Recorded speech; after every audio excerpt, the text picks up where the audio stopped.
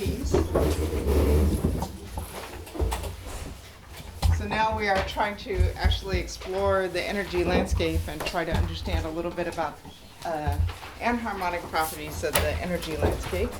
And so the idea was to then look at the system as we compress it or shear it, okay, infinitely slowly at zero temperature in principle. Okay, so if you look, for example, at the stress versus the strain, whether it's pressure or shear stress, this could be cracking fraction or shear strain, it doesn't matter. You start out elastically, right? You start out with an elastic response. It goes up, and then you go to a certain, so now you're just cranking up the stress that you apply, right? And then there's a sudden drop, and then you keep going, and then there's another drop.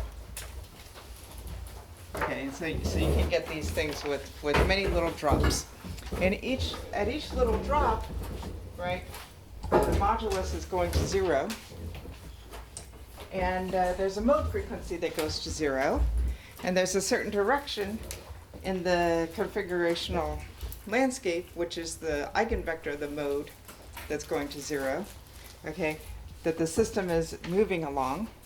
And what I showed you last time was that a simple, if I just let the direction be, I just look at in that one dimension, in that configurational landscape, which I call X, as you approach the instability, then the simple picture of, a cubic term in the enthalpy is enough to give you the correct scalings for the frequency. So the frequency of the mode that goes to 0 goes like 4C A3 delta tau to the 1/4, and the enthalpy barrier goes like 4C to the 3/2 over 3 to the 1/2 times delta tau to the 3/2. And this is for a model where we assume that the enthalpy has this cubic term at the instability, and if I'm a little bit ahead of the instability, there's just a linear coupling between this mode and the stress with some coefficient C. Okay. So just with that, you can predict the mode frequency that goes to 0 and the energy barrier that goes to 0. Okay. All right. So now, in order to learn something about the landscape, and so this is really the landscape. These systems are finite systems are nearly marginally stable, right? So you don't have to push very far before you get an instability. So this is a way of exploring the very low directions, in the low barrier directions in the landscape. And so what we're going to do is we're going to look at the distribution of the distances from one instability to the next. Okay, how far do you have to go in strain from one? Actually, this is. Would you delta tau? I think would you delta gamma or delta?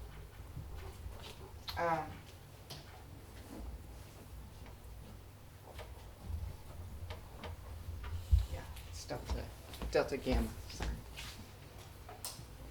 How far do we have to compress the system or shear the system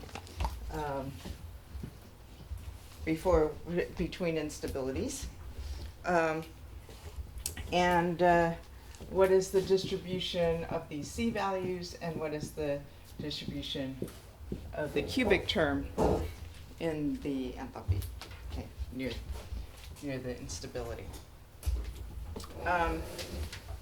And we find, okay, that the yield strain, so this has a very simple form.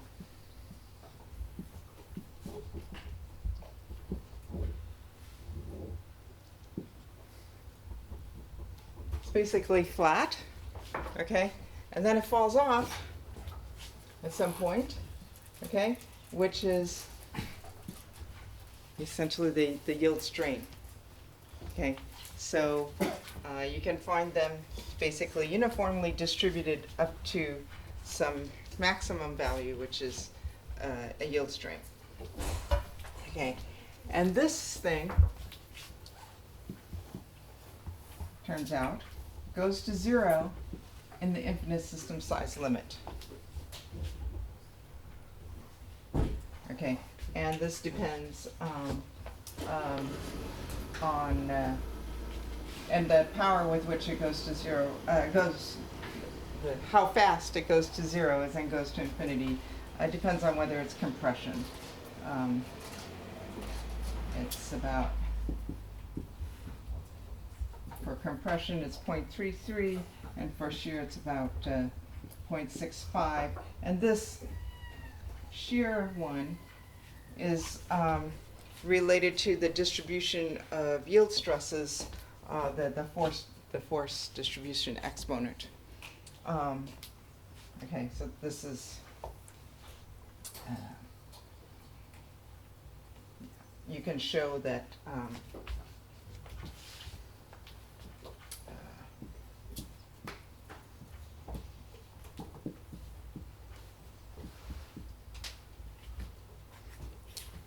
okay, and that's consistent with that exponent there, and the one under compression is half of that. Okay. So here you fix the string, or for example, for a given string you measure delta gamma, or? No, we're actually fixing stress, and then we're cranking up the stress as we go. So we're applying a stress. Okay, we crank up the stress, and then a certain stress, there's a drop. We hold it at that stress, and there's a change of the string. Well, we cannot hold it at that stress. We control this, we crank up the stress, right? So this is the stress strain curve, right? We crank up the stress, okay, and then at a certain point it will drop.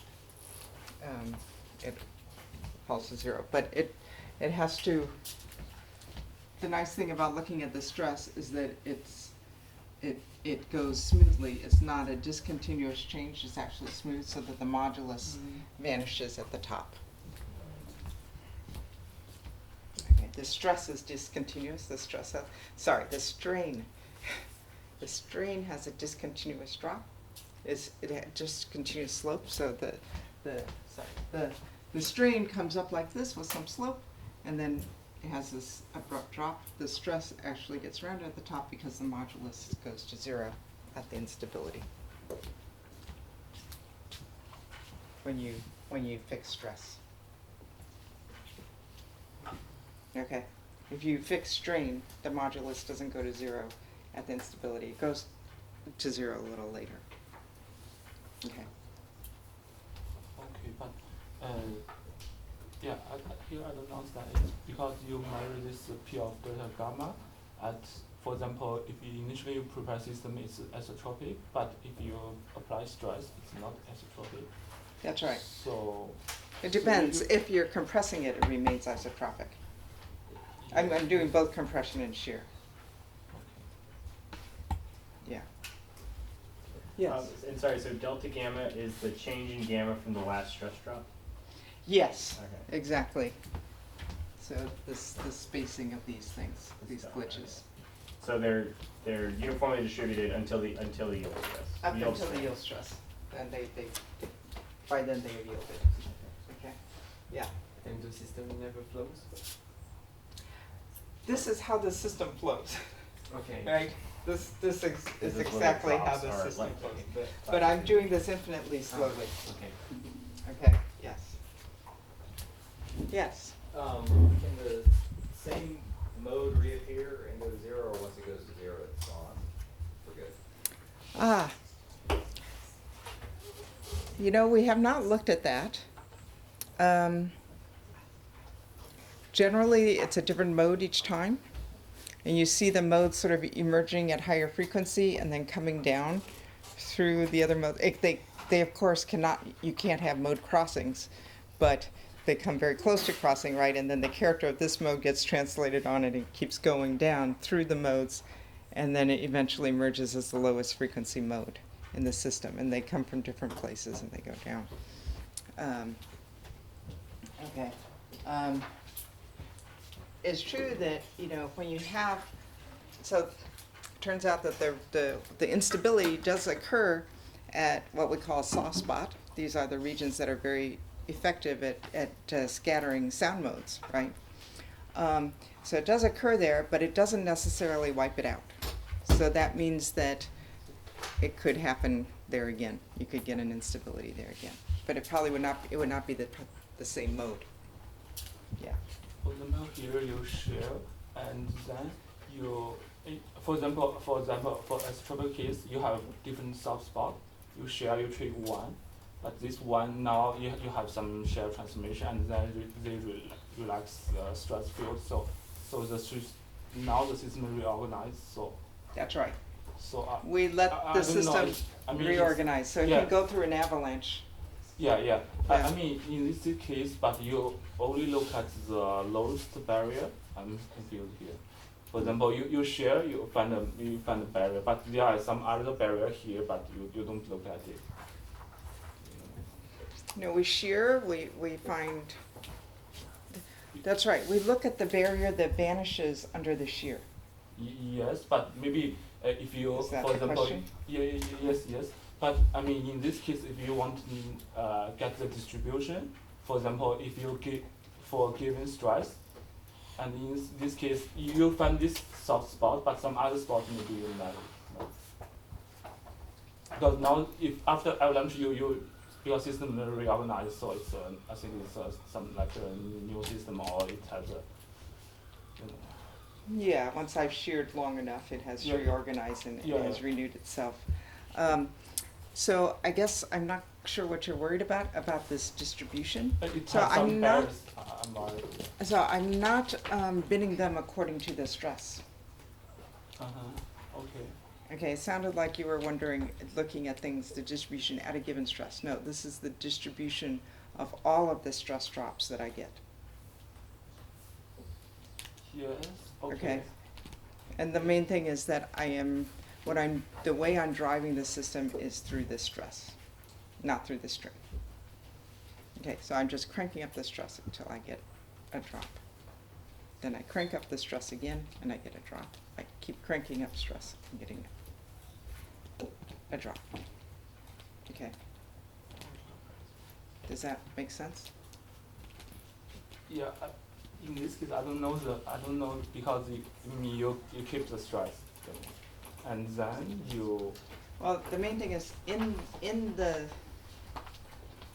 simulation, right? In this, what I'm doing is I'm controlling the stress. Okay. I cannot control it once it reaches an instability, then it Uh-huh. drops.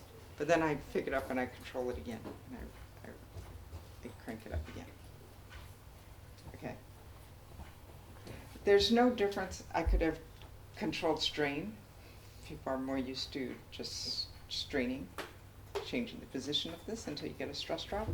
The only difference is that when you control stress, the modulus goes to 0 at the instability. Otherwise, it goes to 0 a little bit later, or it goes 0. It goes negative. Yeah. It actually goes negative. It's most, I mean, Yeah. It actually goes negative. Yeah. Okay. This way it goes to 0 at the instability. That's the only difference between controlling strain and controlling stress. Yeah. These are hard spheres? No, these are Jan packings. These are down. Yeah. Jammed ideal spheres. Yeah. Okay.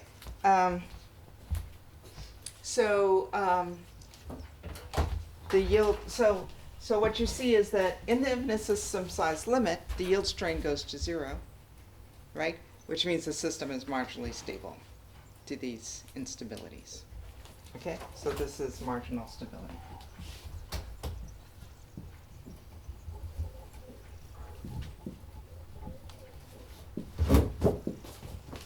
gonna throw this out. And after the yield strain, it'll just flow for, the stress goes to 0 forever for all greater strains.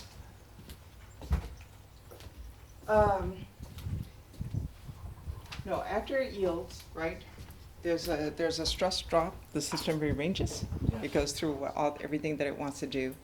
And now it's a solid again, and now you can strain it. Now you can apply stress, and it will respond. And you get another elastic branch. So there are yields, so the yield strain is variable? Because it looks like that you can have different, Yes, the yield strain is just the end of this distribution, but the spacing between these is variable. It can be anywhere in this Oh, so you're just distribution. defining the yield strain I'm- as the end of that As the end distribution. of that distribution. That's what Ah. I'm calling the end of that distribution. Does that make sense? Yeah. Okay. So the point is, yeah, that's the end of that distribution, and that goes to 0 in the infinite size limit, so the system is marginally stable. The other thing is that it goes to 0 as the pressure goes to 0, right? So delta gamma y goes like pressure to the roughly the 0.73 for compression and 1.1 for shear. Okay, and so they both go to 0 as the pressure goes to 0. So this goes to 0 at the jamming transition.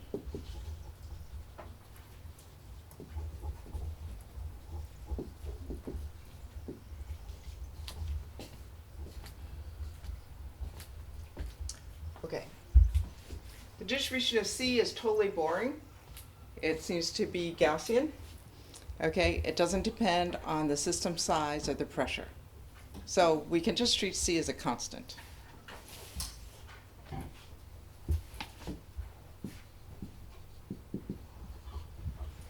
Yes. So here, I still have question. The delta gamma, when delta gamma go to zero, so P of delta gamma is a constant. That means you have very small population, you destroy system. It's very We unstable. have a lot of very small, that's right, you explore a lot of really tiny minima that,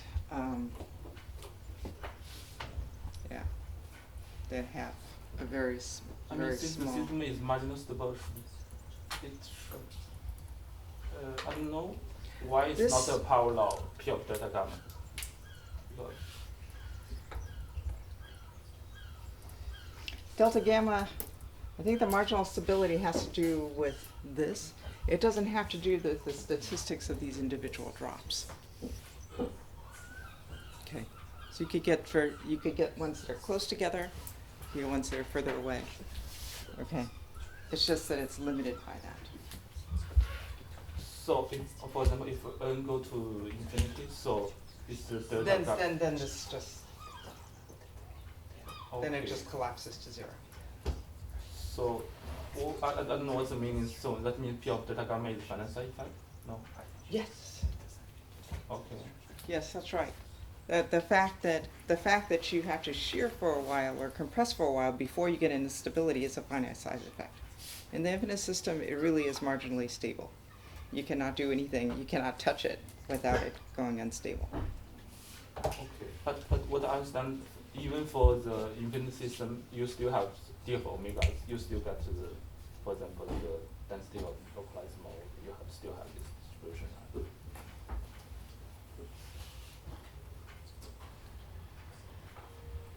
Yes, yes. These are coming about from the localized instabilities. And I think this is saying that there is a tail that goes all the way down to 0 of these localized modes, all the way down to 0 in the infinite system.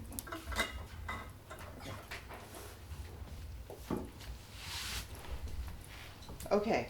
All right.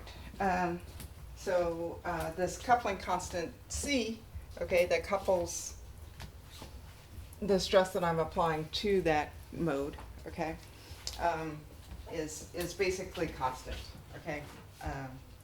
And then we have this cubic coefficient E3, and this is the interesting thing because that's a property of the energy landscape. And the first thing is that it doesn't depend on whether you're doing compression or shear, which is good.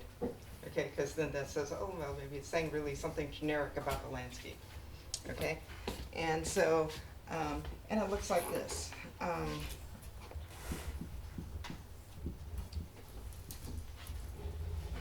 Over. So for different system sizes, it actually collapses. And it has some form like this. Okay,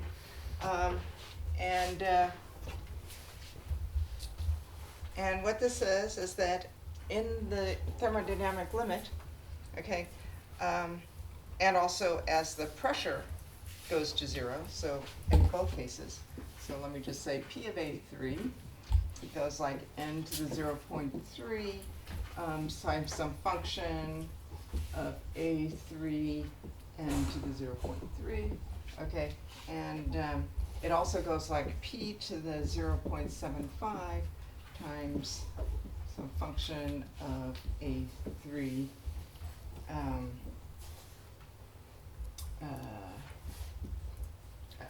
minus to the minus 0.75.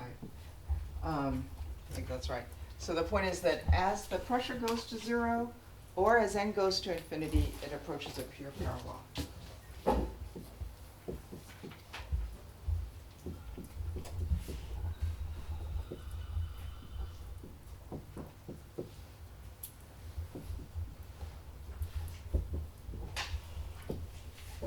Okay. So at the jamming transition, there's actually a power law distribution of these cubic coefficients of the energy.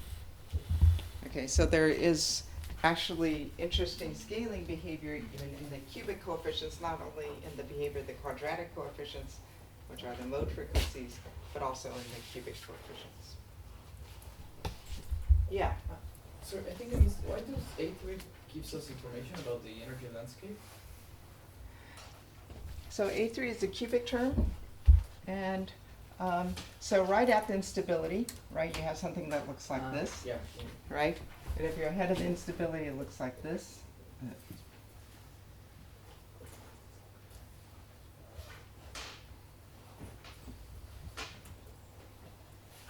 Yes. So Okay, so that cubic term is what tells you that. Okay.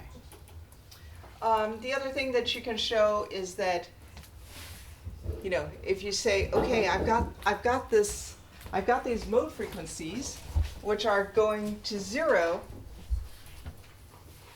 as a function of this, how close I am to the instability. Okay, this is how far I am away from the instability.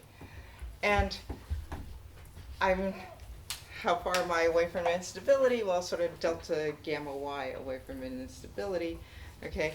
And you can say, okay, I've got all these modes that are coming down because I got all these instabilities, and that gives me a contribution to the low frequency density of states, okay? And I can integrate those up. I can count how many modes there are coming from all these instabilities, okay? And that actually gives d of omega goes like omega cubed, okay? So like instabilities.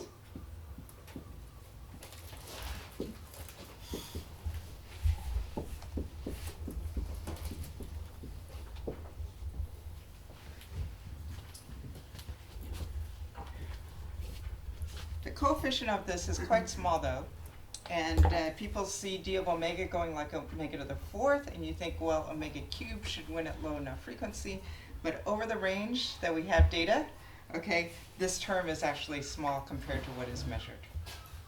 Okay, so, but presumably it should be there at the lowest frequencies.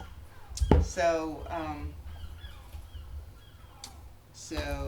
no, this could be a limitation of numerics, or it could be that there's something else going on that we don't understand. Yeah. I don't know here how do you measure d of omega, because you You just count these from each instability. You have all these instabilities. Each instability has a mode, that is going to 0, okay? Each instability But before. But before the instability, it has a non-zero value. And you can just count them up, just integrate them up, okay? Given how far they are from the instability given by this distribution, okay? You can calculate their contribution to the density of states. And that goes like omega cubed. I can give you a reference.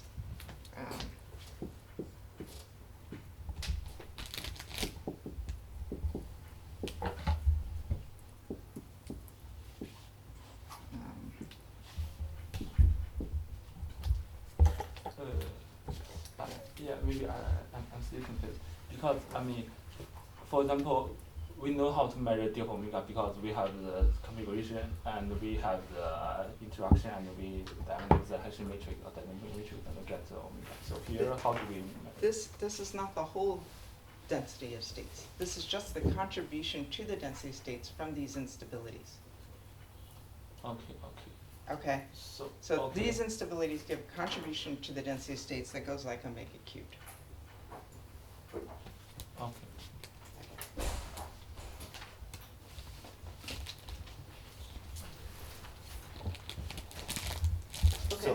Yeah. Sorry. Could I understand like this?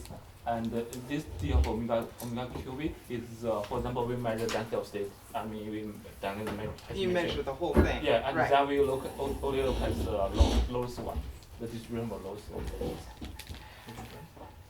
For example, the smallest one. If you look at the distribution of the lowest one, it is, I think we would have to have larger systems before that becomes dominant, and you can see this, okay? At the system sizes that we can look at numerically, this contribution is just not dominant. You can't go to low enough frequencies. Your system sizes are not big enough, so you don't have enough of these, okay, to really add up to see this, okay? But the prediction is in the thermodynamic limit, here's a contribution to density states. It must be there. I don't know what goes wrong with this. And so, you know, what happens? We don't understand. I don't know. I mean, for example, if you look at P of delta gamma, this distribution is like a depending for the P of x, the stress needed to trigger the instability. It also has a plateau. Mm-hmm. Yes, that's right. It is a bit like Yeah, that. but Mhm. Yes, sir. if we look at the, for example, after avalanche, I mean, you have the stress into release, and this stress is not isotropic. I mean, you have That's right. some positive contribution and a negative contribution. Yeah, I'm not looking at that. Right? What happens as this goes, and that can trigger an avalanche, Yes. and that's what happens during this. Yes, I mean this. Yeah. I mean this avalanche. I mean, for example, one shear transmission could give contribution to the other soft spot.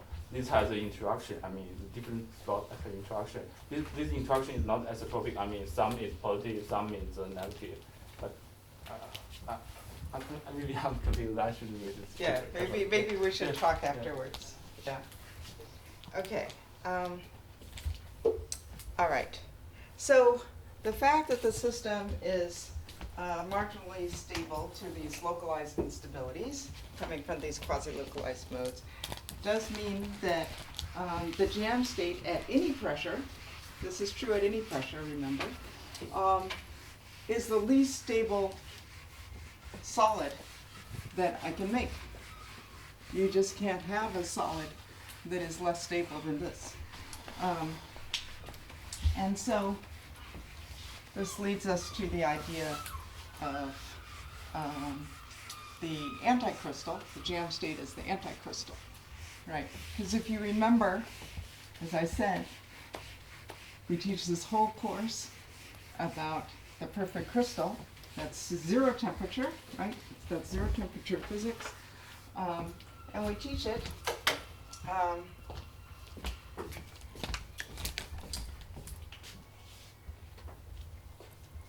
and that corresponds, if I look at, for example, the log of G over B, the ratio of the shear to bulk modulus versus the log of the pressure for these potentials, right? The perfect crystal is just a constant. Whereas jamming looks like this. And what this is saying is that I can make solids in this region. Okay? But at a given pressure, I cannot make a solid that's less stable than this. Similarly, I could draw it as a function of how many contacts do I have as a function of the pressure. Okay? For the crystal, I have 12 for the FCC. Okay? For jamming, and delta Z is 6. Okay? Z minus 2D, okay, is 6. And for jamming, it goes to 0 at the transition, right?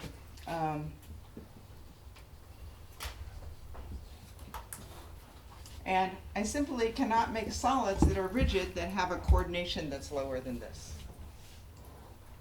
Okay? Or for a given coordination, I cannot make solids that have a pressure that's higher than this. Right? Because I crank out the pressure, I immediately go unstable. Okay? So it's interesting because, you know, you cannot get a glass. The properties of glasses, right, as I have said, there are these universal low temperature properties of glasses. There are all these characteristic features of glasses that you've been learning a lot about. Okay? And these features you cannot get them by just perturbing, using perturbation theory around the perfect crystal. Okay? That suggests that maybe you want a different starting point, okay? Not the perfect crystal, right, which is the most stable solid, but the jam state, which is the least stable solid. Now, I should say that Sal Torquato has long been looking for, you know, the most disordered solid, and he defines sort of he thinks of the anticrystal in terms of individual configurations.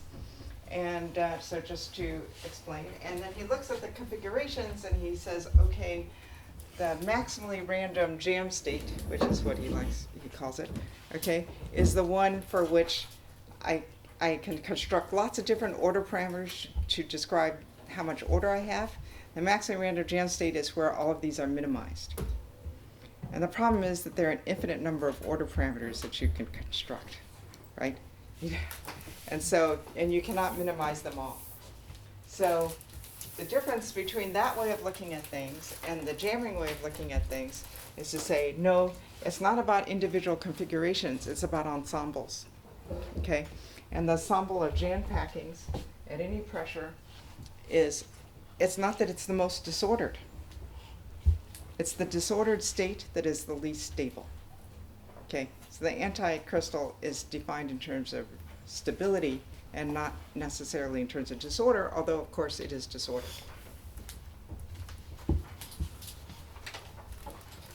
Okay. So now we've got this thing, we are going to call it the anticrystal, right? We have this limit, but you know, why do people spend a whole year studying, or at least a semester studying the perfect crystal? Is because the properties of the perfect crystal that you learn are all robust to disorder. Okay?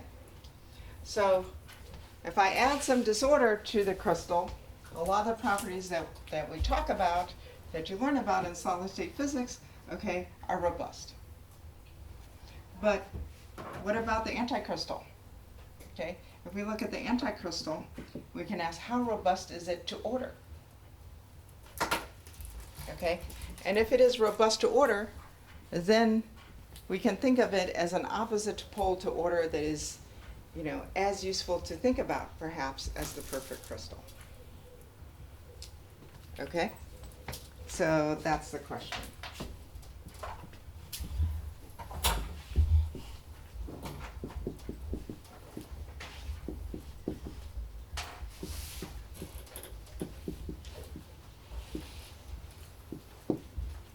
So how do we answer that? Okay, so far I've been talking about making these ensembles of packings by quenching from some temperature. Okay, infinite temperature or finite temperature, okay, and then they jam. Okay, now we're going to make ensembles in a different way. Okay, what we're going to do is we're going to start with a perfect crystal, and then we're just going to add defects one at a time. Okay, so what we do is we take a particle in the crystal, we take it out, and we stuff it in somewhere at random, and we minimize the energy. And we create an ensemble of packings where we did that with once. And then we do it with 2 different particles. Take them out, put them in at random. Okay? And 3 and 4 and so forth. And we can create ensembles where we have removed M spheres and then stuff them in at random. If we remove all of them and stuff them in at random, then we have stuffed everything in at random, and then we minimize the energy. That's like a quench from infinite temperature. So that, is a jam state. We know that is a jam state and has these properties. Okay, so this is a way of tuning from the perfect crystal to what we know is the jam state at the other end. Okay? So we're going to add defects.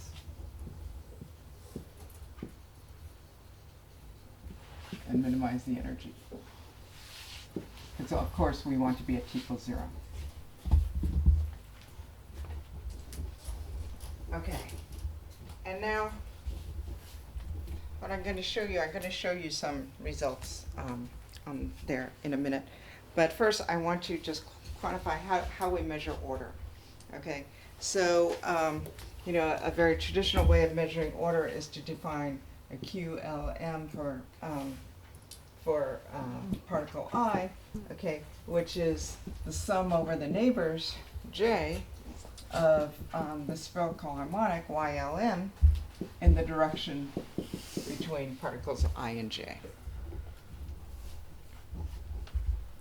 Okay, and I can define SL of I and so now I'm going to look at the correlation between neighbors. So I'm going to sum over here I'm just going to sum over M.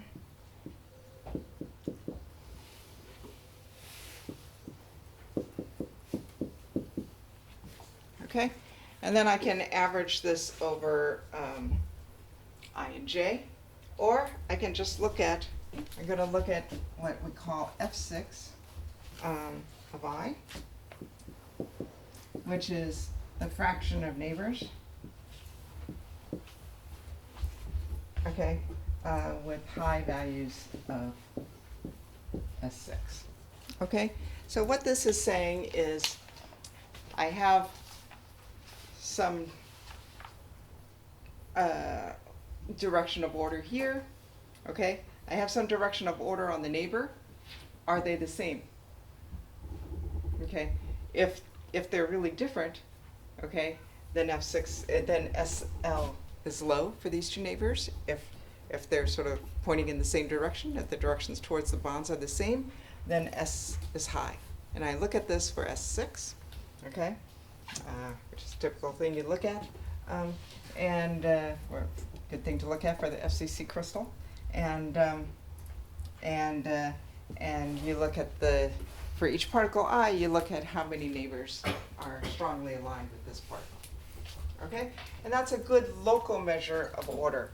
You can also look at F6, okay, which is the average of all the little F6s averaged over all the particles. Okay? All right. So what I'm going to show you now, if you can turn on the projector.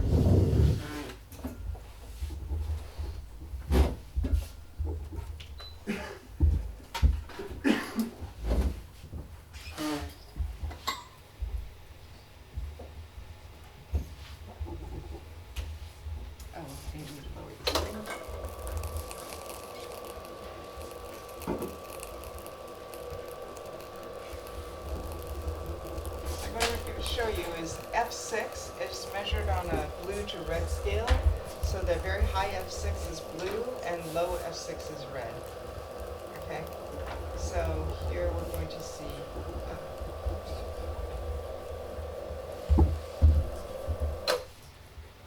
Okay.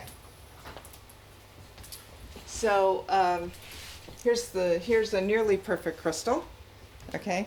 And so F6, the average F6 is very high.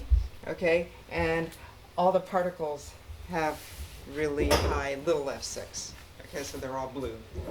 Okay, here's another system which is quite ordered. Okay, the average F6 is 0.9, and you see some of the particles have low F6. Okay, and then here's a jam packing. Okay, so you see in the jam packing, not all the particles have low order. It's not necessarily the most disordered state you could possibly make. Okay, and F6 is not 0, it's 0 for these. Okay, so now what does the coordination number look like? Well, for this one, as a function of pressure, I'm just taking one configuration now, so the data are not as pretty. But I just take this configuration, and now I decompress it. I lower the pressure to the point where they're just overlapping, right? And as I said before, right, Z is just constant. Okay? And the ratio of G over B is just constant. If I look at this one, that's the red curve here. That's the jamming scaling. Okay? The number of neighbors goes towards iso0, goes to the isostatic number, and the ratio of G over B also goes to 0. This is a single configuration, so it's a little noisy. Okay? If I look at this one, it looks like this. Okay? This looks like this. And I forgot to stick it in, but we also have the density of states. The density of states of this one looks exactly like this one. Totally different from the density of states of the FCC. Okay? So, at least for this one configuration, right, the jam state is incredibly robust to order. And it's true, in fact, if you look at ensembles. So if I look at ensembles, the jam state, here I'm bidding by F6. The jam state is the red. And as I raise F6, it turns out that you change the prefactor for the scaling, but you actually do not change the scaling. Okay? And you have to go to quite high F6, okay, before you start seeing the perfect FCC, or even, okay, so you find these. So this one is 0.8, okay, even at an F6, average F6 of 0.8, at sufficiently low pressures, you really do see jamming scaling. Okay. So jamming scaling, this what I've been telling you about the scaling of G over B, Z minus Z iso. We also have this for the density of states. Okay, it's really, really robust to order. Actually, far more robust to order than the crystal is to disorder. Yeah. Does this behavior depend on how you generate the disorder, order in the jam system? So we're here. We're doing it by introducing these defects in the way that I told you. So we tried another way where we did defect pairs, and so forth. We did play around a little bit with how we introduced the defects, and nothing. It's all the same. It's really robust. What was this? Okay. I'm just going to show you this now. You notice that I have things down here and I have things here. You say, well, why not in between? I should be able to get solids everywhere in between. Okay? It turns out that it's actually very, very hard to generate solids with intermediate amounts of order. And we have to work really hard to get decent statistics at 0.8.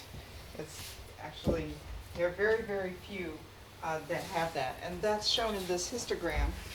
Okay, so this is the number of configurations in our ensemble, the distribution of configurations in our ensemble with a given value of F6. And you can see it's really bimodal. It likes to have either high F6 be crystalline or low F6, and there are really not very many in between. But if we look at the ones that are in between, okay, and so here are, this is the global F6, different values of the global F6, okay, and we look at the configurations at a global F6, and we look at what is the distribution of local F6s within it. It is again bimodal. So these things have these bimodal distributions, okay? And what that's saying is that you're looking at things that are, you're seeing something like phase separation. You're seeing crystal states, and you're seeing your state with an intermediate value of F6 has regions in it that are highly ordered, and then other regions that are essentially jammed, okay, that have very low order, okay, and very little in between. And in fact, this even obeys the lever rule. You can show that the weight in this peak compared to the weight in that peak is related to the global the global value of F6, just according to the lever rule, just like you see in coexistence curve of, you know, the Ising model or something like that, for liquid vapor coexistence. So it even obeys the lever rule. Okay. So this suggests that you really can't, that there really is a limit to the amount of disorder, that you have a bunch of disordered states. Let me just explain one more thing, and then I think it'll be easier to understand what I'm going to say. But what I'm saying, what I think this says is that this is a 3D monodispersed system, and the 3D monodispersed system is extremely close.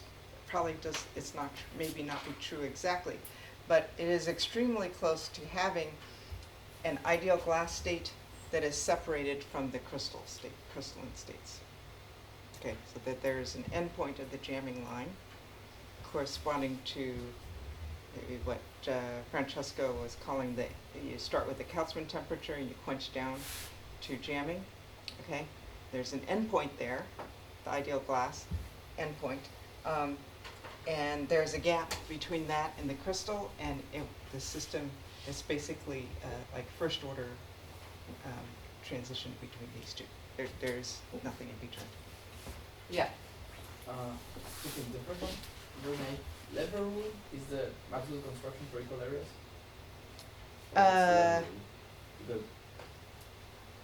That's how you construct the line.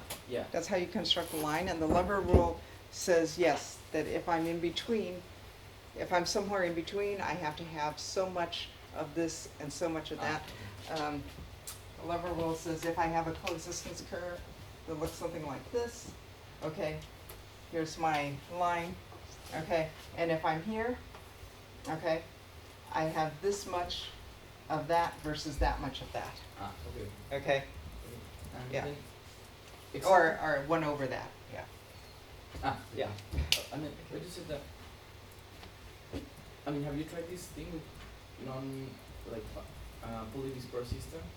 Because especially in 3D, since it's easy to crystallize, it can be that that's the way that's going to high, right? I mean, that's why you can see type of crystal. That's why you can see the crystal. Yeah, if we made it continuously polydispersed, we probably wouldn't see. We would never be able to make a crystal. Yeah. Okay. Yeah. Okay. Right.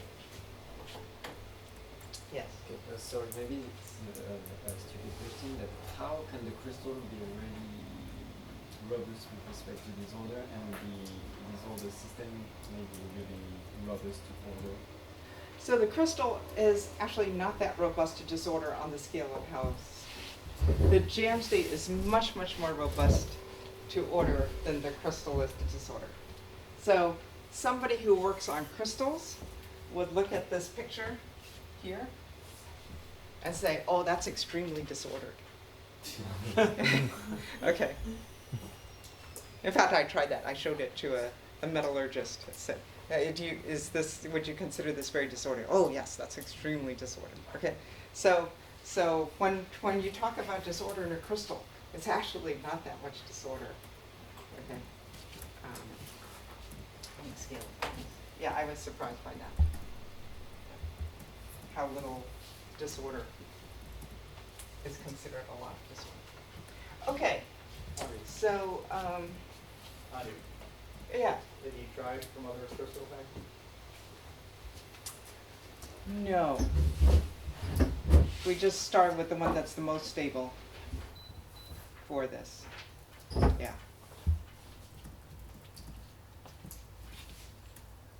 Yeah, I mean, we did think about, we should look at maybe random FCCHCP variants of this and do it, but we didn't do that.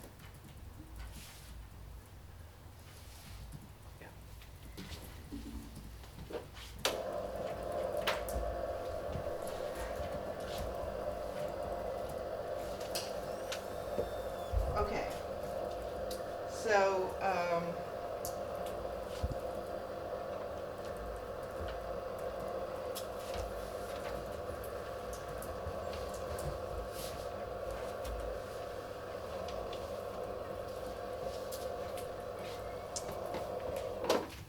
right. I'm not going to spend, I think it was, Francesco mentioned this morning the J line. So there is this line of jamming transitions, right? If I look at phi c, what is the value of phi c? That depends on how it's prepared, and there's a whole line of these.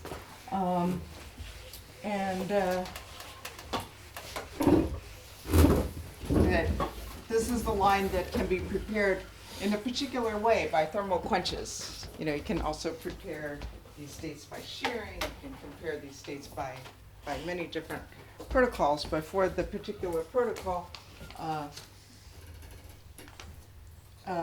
the protocol that's been studied the most is just thermal quenches. And so if you look at what happens as a function of phi, there's this J line. Okay, and then when I'm saying in 3 dimensions, there's a line here corresponding to the crystal, which ends at the close packed FCC crystal. Okay.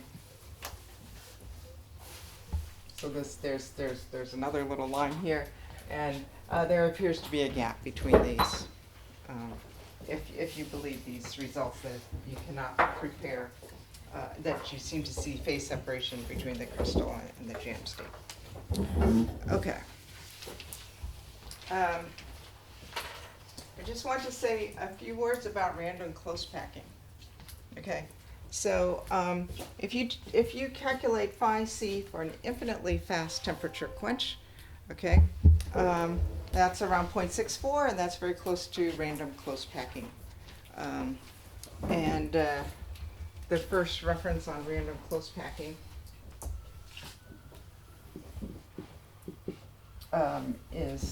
it was already mentioned, it's Hales, Stephen Hales. It's a lovely book. It's called Vegetable Statics. I was actually able to check out a copy from the library. Written in 1727. It was not an original copy. He was a very famous botanist. He was actually Anglican priest, okay, but he spent his time studying botany, and he was the one who discovered that sap circulates in plants, much like the way blood circulates in animals. He was the first one to make that observation. And so there's actually the American Botanical Society has a Hales Prize, okay, still named after him. He did these nice experiments. These were with dried peas. Paul Chaikin actually tried to reproduce them and could not do it. But anyway, he took these dried peas. He added he added water. He put it under a big lid, a big weight to compress it. He let them swell a little bit, okay? And then he poured it out. He looked at how much of the water he had to pour in to fill up to cover the P's. That gave him the estimate of random close packing, close to 0.64. And then the really clever thing is he took out the P's and he looked, they had swelled a little bit, and he looked at how many contacts each P had by the little flat spots. But sadly, you know, he had in mind that there should be 12 neighbors, and he found 12 neighbors, not 6. Okay, so the first person to look at that was Bernal. Bernal looked in 1964, again measured this 1964, they were more advanced. They took lead shot and poured it into a balloon and then filled it up with wax and let the wax solidify, and then the poor graduate student had to pick out the lead shot one by one and count the number of contacts. Okay, so it's not just the packing fraction of the number of contacts. Okay, so and then in Torquato,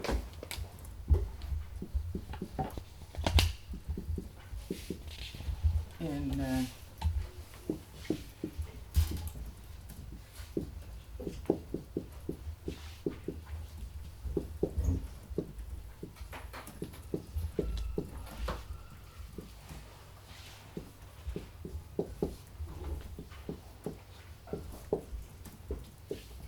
nice paper in 2000 where they said, oh, well, it's ill-defined because random close packing is lower than the close packed FCC. Yeah.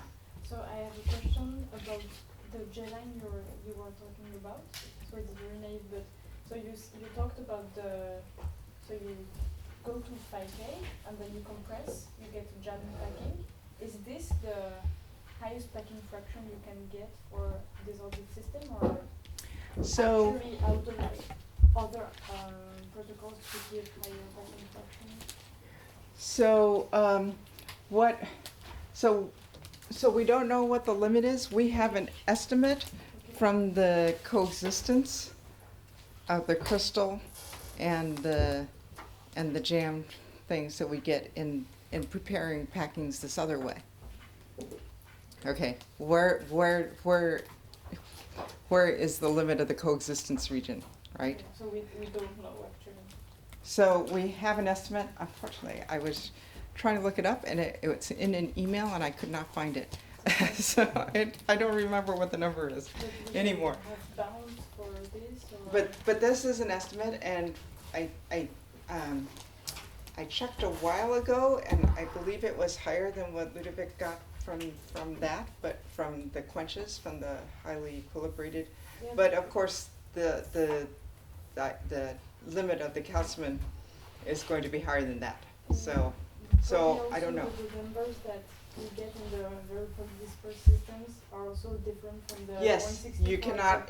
Those are naturally higher. Yeah. Those are naturally higher by about 1% compared to the monodispersed. So even in the infinite quench, they're higher by about 1%. Yeah, So we don't or know. 0.6, less than 1%. Okay, but anyway. So there's no, I mean, except from doing simulations, there's no argument to say the highest that you can achieve is that for disordered system. Well, actually, what you call disordered could be a crystal with some defects. So No, that's the thing, is that because we're seeing this coexistence, okay. we can say what is the packing fraction of the coexistence regions. Right. Okay. So we can get an estimate from that. Yeah. I need to look up what it is, and No problem. yeah, Okay. and that's right. The problem is the monodispersed systems just crystallize if you try to Yeah. equilibrate them. Yeah. So there is no, yeah. We cannot make a direct comparison, but if you try to say, well, what do you get if I compare what I get for an infinitely fast quench for the continuous polydispersed and the monodispersed, and then subtract that, and then try to Yeah. compare. You know, so that this is. I tried to do that a few years ago. Okay. A couple years, whenever Miyazaki's and Ludovic's paper came out. Yeah. Okay. All right. All right. So it'll be fine, right? Because you can always take a region of the system and order it, and then pack it more densely. So what do you mean by random close packing? How random do you want it? How close packed do you want it? And that's why he came up with this idea of the maximally random jam state. Okay, where it's jammed, but it is maximally random because it minimizes all these order parameters. Okay, so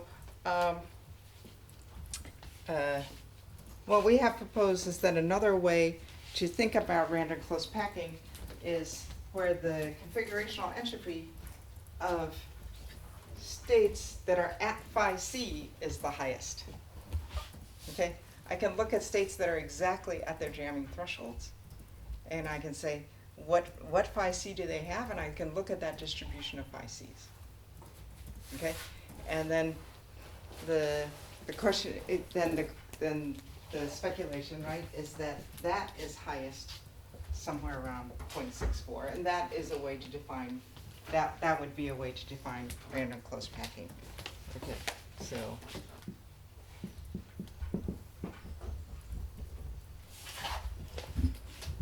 This is, again, the sort of ensemble way of thinking about things as opposed to individual configuration.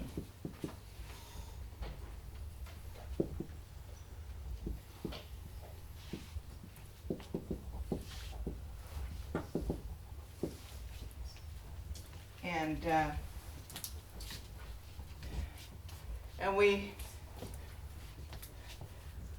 I think the computational power is almost at the point where we could do this. It's not quite.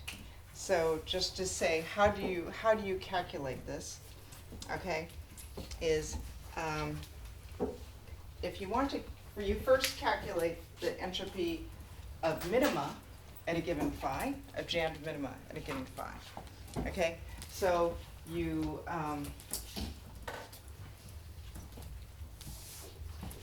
for a given system size, right? For a given system size, if I look at, and for a given protocol, if I look at the distribution of phi c's, I get some distribution, right? And as the system size increases, this gets narrower until it approaches a delta function in the infinite system size limit. This is for a given protocol for preparing state, okay? So it goes to a delta function.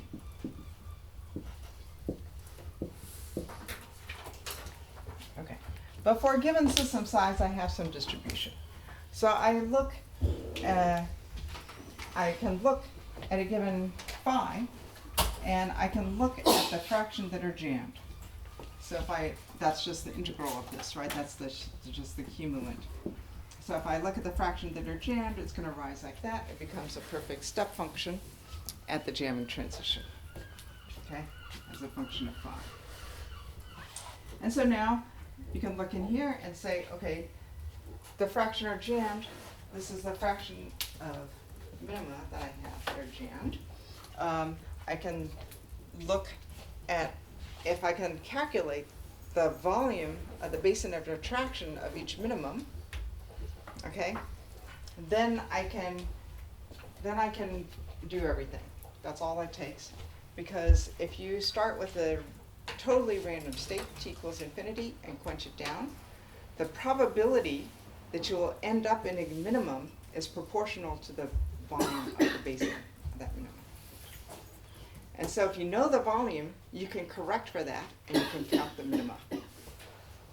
Okay? So the way we calculate the volume of a basin associated with the minimum is exactly using this idea of Frankel-Ladd that Ludovic talked about the other day. Okay, and the idea is you take your minimum in configurational space. Here's your minimum in configurational space. You attach a spring so that the configuration has a, so you add to this a piece that goes like k times the position and configurational space of your system. So this is an n times d vector, okay, minus the position of the minimum squared. Okay? So you add the spring, okay? And now you can calculate using the free energy integration, the whole thing. And the only thing is when you do your Monte Carlo to measure that free energy, every time you go over a barrier and end up in a different minimum, you throw it out. Okay? And if you do that, you can calculate the volume of the basin. And this is described in a paper.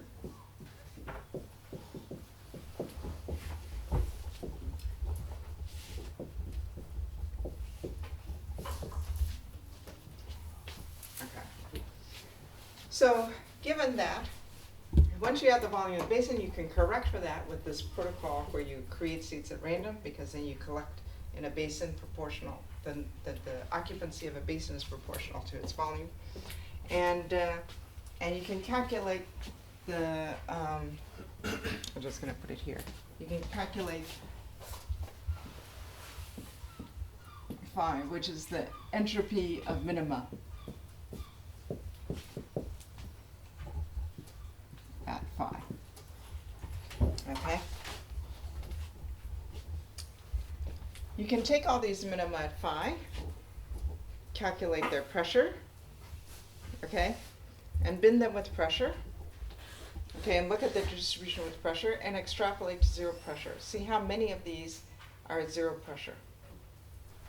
Okay, so at a given phi, I can look at all the minima I have, and I can say, okay, how many of them are at a given pressure? Okay, and then I look at how many there are at zero pressure. I forgot what this looks like. Okay, so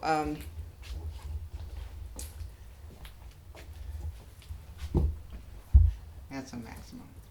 Yeah. Okay, and I can look at how many of them at that phi are at zero pressure. Okay, and those are the ones that are at their jamming threshold. Okay, and so then from that I can obtain S0 phi, which is the entropy of jamming thresholds.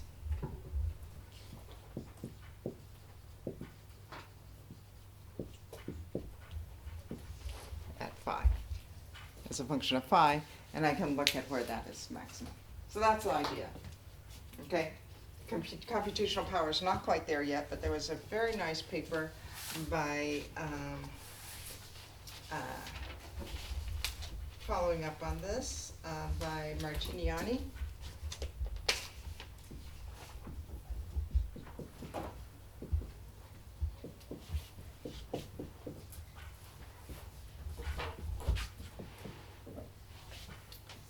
It's in Peary.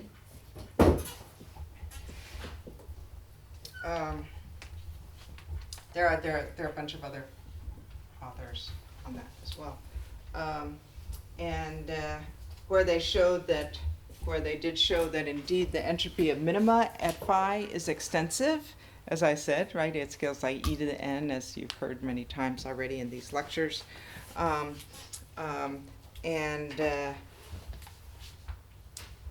they discovered something else. What did they discover? They discovered something really interesting. Did I write it down? What was it?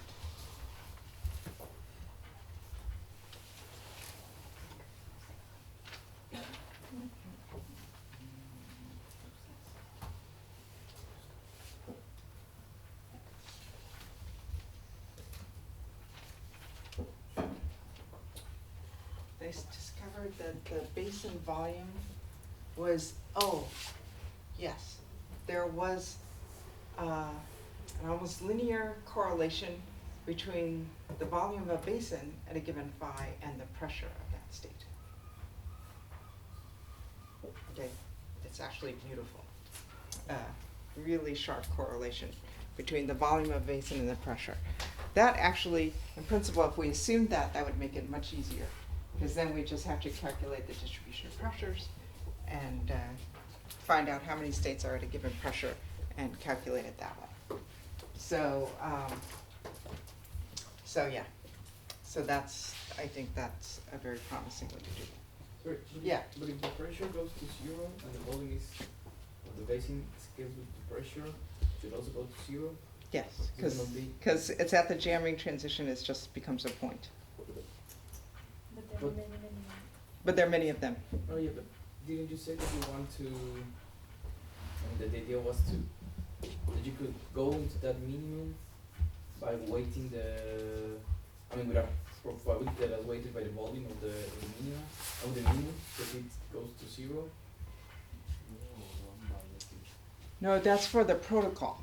Ah, okay. That's for the protocol. For the way of preparing states, I'm more likely to end up in states that have a larger volume.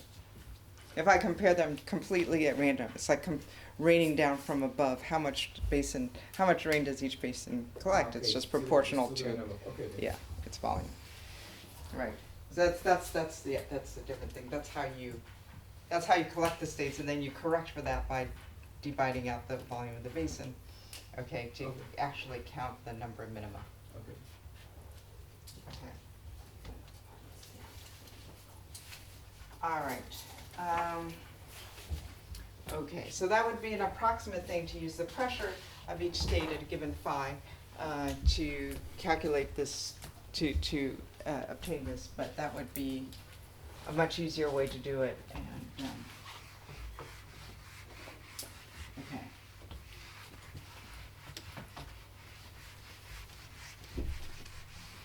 So that would be very nice. Hasn't been done yet. Okay. The last thing I want to do is talk about distributions. So, how am I doing on time? 7:15. Okay. So, so far, I've been talking about the averages, right? The average pressure of a state scales with how far the state is from phi minus phi c, right? Or it scales with delta z squared, where delta z is the difference between the average number of contacts over all my states minus zc, right? So these are all averages over distributions, but different states do have different properties. I mean, I'm looking at the properties of local minima, and you know, it's pretty amazing, right?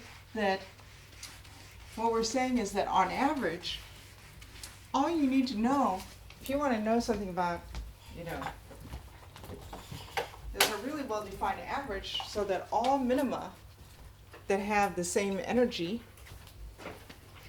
once I know the energy of the minimum, I can tell you the pressure, I can tell you delta z, I can tell you the shear modulus, I can tell you the bulk modulus, right? On average. Okay, so, and those are really well defined, and they become sharp in the thermodynamic limit. Okay, so in the thermodynamic limit, really, if you give me the energy of a minimum, I can tell you the shear modulus. Okay, that's really quite amazing, right? So it's saying that there's just this one variable that you need to know, any one of these that I've been talking about, and that will tell you. That'll tell you about the response to shear. It'll tell you the response to compression. You know, all I need to know is the average number of contacts in the state, and I can tell you everything you need to know about that state. Okay, so that's a remarkable property about these local minima. Okay, so so it's a jamming minima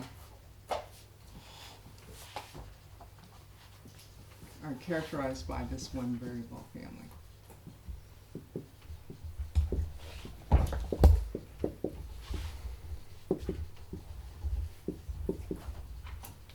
And that variable, I could choose to be any one of these variables. It could be the energy, it could be delta Z, it could be pressure, any of these things. Once I know one, I know them all. And all we have to do is apply these scaling laws, and we know everything. We know the density states. Okay. But of course, for finite systems, there are also distributions. And the thing I want to say is that these distributions, while they go to zero, they go to a delta function in the infinite size limit, they are not Gaussian. Okay? And they have tails. And they may even have, significant tails. So, I mean, so what we do, okay. And I'm just gonna tell you, we don't have the statistics to look at, the whole tail, right? And, you can never know if there are rare states that even survive in the thermodynamic limit. Most states, mostly the distribution narrows down to a delta function, but is it really true that there are no rare states in the infinite system size limit? We can't say. Okay, that's not something I don't think that we know.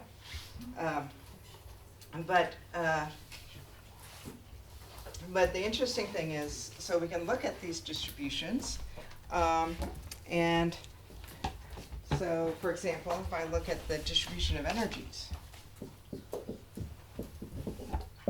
it is the Gaussian, approximately Gaussian on the high energy side of the maximum. Okay, but it is approximately E max minus E to the minus 3/2. I should say E to the minus, plus 3/2 on the low energy side.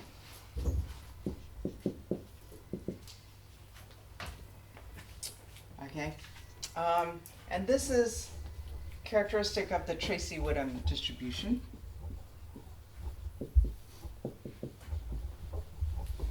Which is something that you get from random matrix theory. Okay, and we can understand something about the shape of this form, it turns out, by saying, okay, we create these states by gradient descent. Okay, so we're coming down in energy, coming down like this. Okay, and we're coming down to end up in this minimum.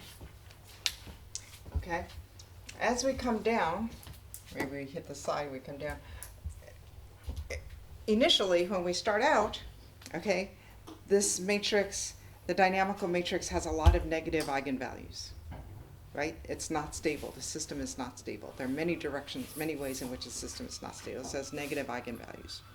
Okay, when I do the gradient descent, okay, there's some point where, as I come down, where all the eigenvalues shift and now they're all positive. Okay, where the last eigenvalue crosses 0. When the lowest eigenvalue first crosses 0. So which Yes? one had the negative eigenvalue? The dynamical matrix. So you, before going to jamming, That's right. As I'm creating the state, so you. if I want to know what is the distribution of energies of these minima, okay, the idea is a good approximation to that energy is the energy where the lowest eigenvalue first crosses 0, first becomes positive, because now all the eigenvalues are positive. Okay, that's not where it reaches the bottom.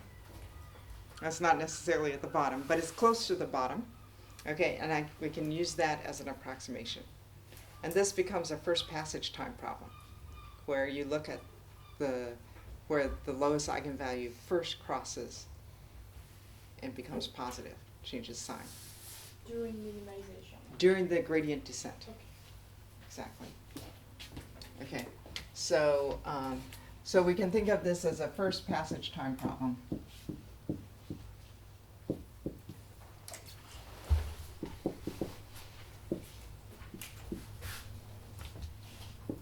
When the lowest eigenvalue becomes positive.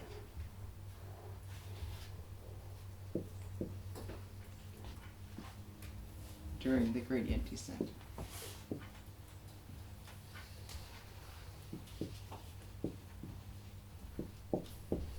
Okay. Now, the interesting thing is that the distributions that we get are, as far as we can tell, the same, not only for jamming, for the distribution of energies in jamming, but the distribution of energies in the p-spin interaction spin glass. And for the KSAP problem, we did another one where we tuned multifunctionality into networks, and there's a constraint satisfaction problem there, transition there, and that looks the same. So these distributions seem to look the same for all of these different constraint satisfaction phase transitions. And maybe it's a similar principle going on in this. Okay. So this is a paper which is not posted yet, but should be posted within the next month. Yeah. Is Okay. the Tracy-Woodham distribution, is that giving you just the 3 halves power, or do you give the Gaussian as well? What? Does the Tracy-Woodham distribution give you the 3 halves? It gives you the 3 halves on one side, and then it gives you actually minus delta E to the cubed on the Yeah, other not the side. Gaussian. Yeah, and that's not what we see. We do not see the cubed. We see something that looks Gaussian. So what we see is not Tracy-Woodham. It's Tracy-Woodham-like. Yeah. Okay, and we think that comes from this thing that we're requiring all the eigenvalues to be positive. So there are nice papers by, there's one by Majumdar. Going back to one. I wrote it down. And then Nadal and Majumdar and Shear. Okay, and these are journals, Statistical Mechanics, 2011, 2014, where they get something like this, where they look at basically what is the distribution when you require all the eigenvalues to be positive. Our problem is a little bit different because not only do we require them to all be positive, but if you sort of write this down for the p-spin interaction, it turns out there's an extra term that they don't have, and so it's not quite the same. We have not solved it, but we just noted it. But they do get something that looks like this. So we think that, this is probably the way to think about what's happening. Yeah.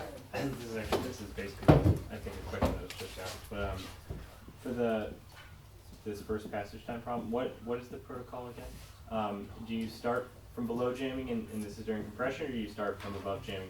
No, for example, just pick a state, and now I'm going to do Gradient a descent. thermal gradient descent And into you're the just minimum. watching the eigenvalues between each gradient step in Yeah, the protocol? exactly. Okay. You're So, saying what's happening during that dynamical process. because of if you're reaching the going down, minimum. you'll have negative eigenvalues. And then eventually you'll find the basin and they're all positive. And they have to be all positive. Okay. Yeah. So there's some point where the lowest one just crosses 0. That's not quite where you reach the minimum, but it's an approximation to that.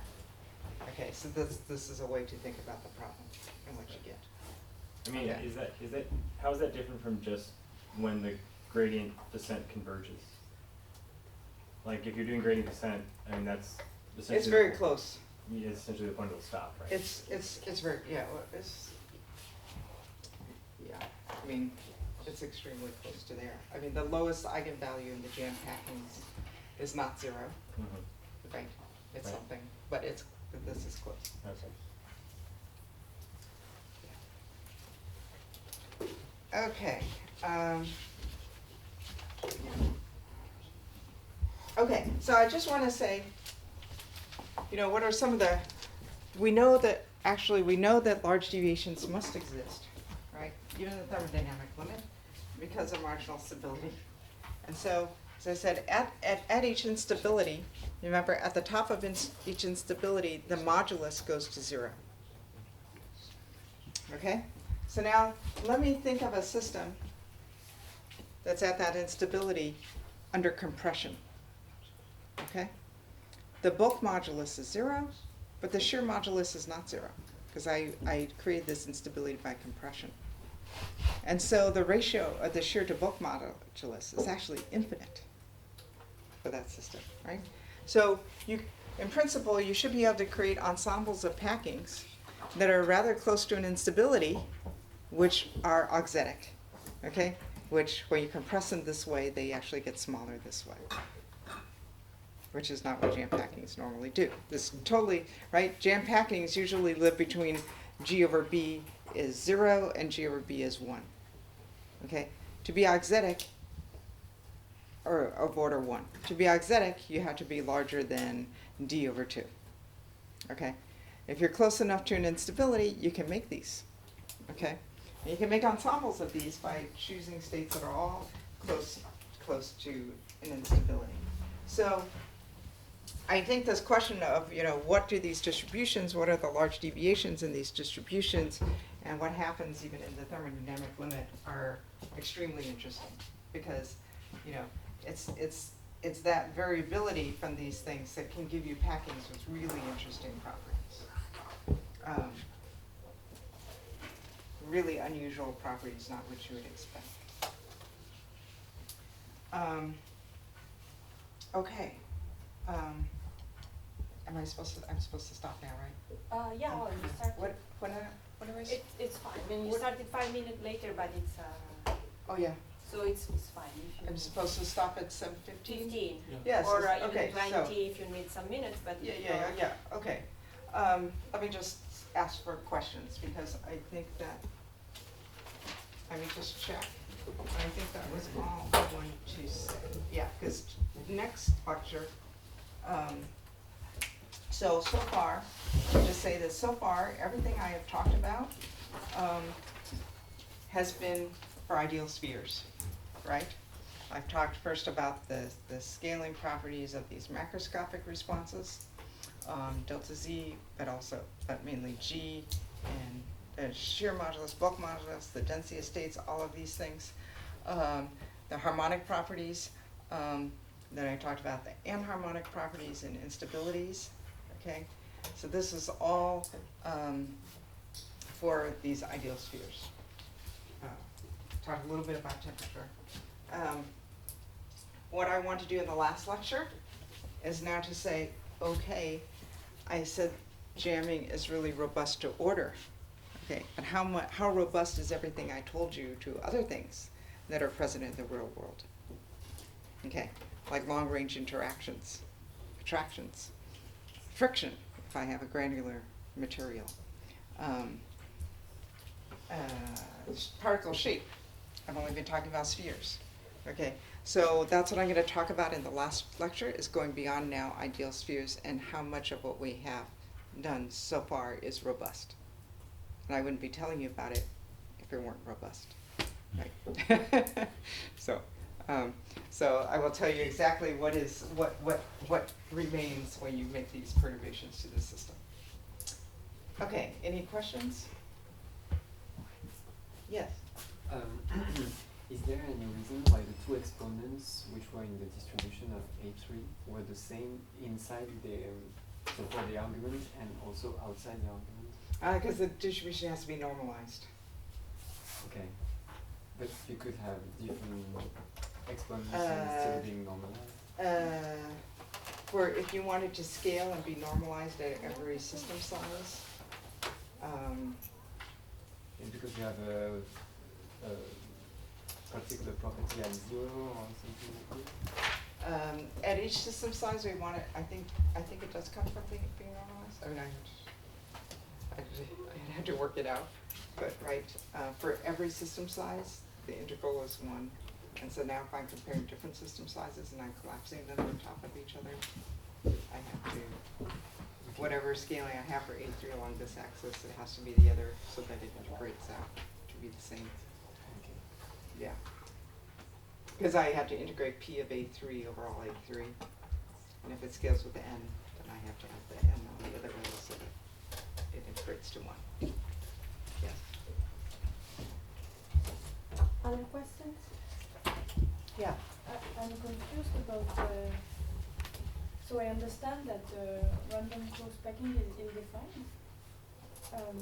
But then the definition that Torquato and collaborators seem to give seems also ill-defined, at least to me. Yes, So, I mean, do you agree? Or? I agree. Okay. I agree. I do. Yeah, I think their solution of maximally random jam state doesn't make sense because I can never come up with all of the possible order parameters that you could have. There are an infinite number of them. Okay. So just looking at 3, which is what they do, and saying it's minimized with respect to all 3 of them is not very convincing. Yeah. And then, So what I'm suggesting as a way around that is what is well defined is where is the entropy of states that are exactly at jamming maximal. so then I have a question on that because because we heard a lot about entropy in Ludovic's lecture. Yes. So here, so you're considering soft particles, or it doesn't matter? We could consider hard or soft. So for soft particles, then I'm looking at the limit where the pressure goes to 0. For hard particles, I would need to look at the limit where the pressure goes to infinity. Okay.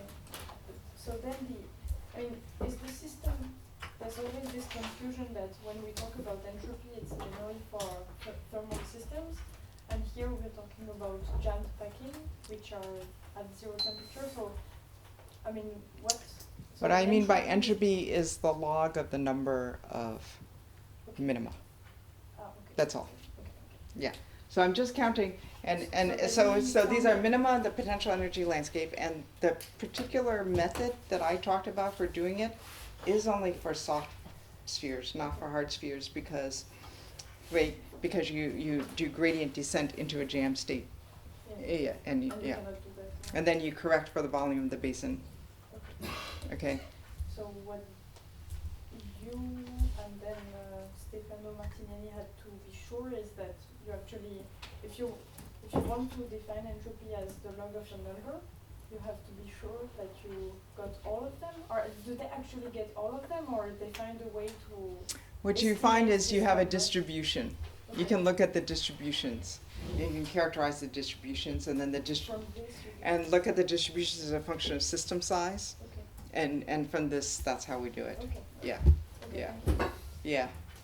So yes, whether you want to call it an entropy, but we're basically just counting the minima, and I'm just saying, Yeah, it's fine. where is the number of minima that are exactly at jamming, the highest as a function of phi, that is very well defined. Yes.